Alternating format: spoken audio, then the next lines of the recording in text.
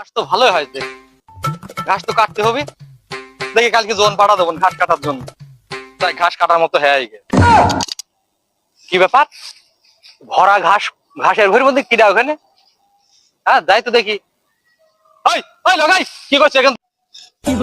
কিরে বাবু, আমি অন্ধ মানুষ। এটা তুমি অন্ধ মানুষে ঘাসের ভিতর কি করছো?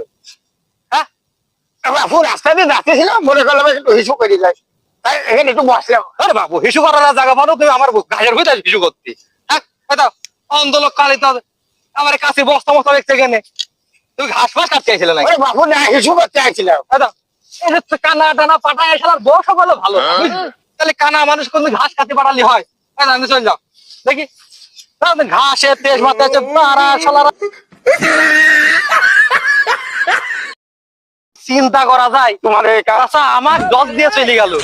তো অন্ধ না শালা, ঘাস চুরি করতে আইছিল। ধর শালা ধর।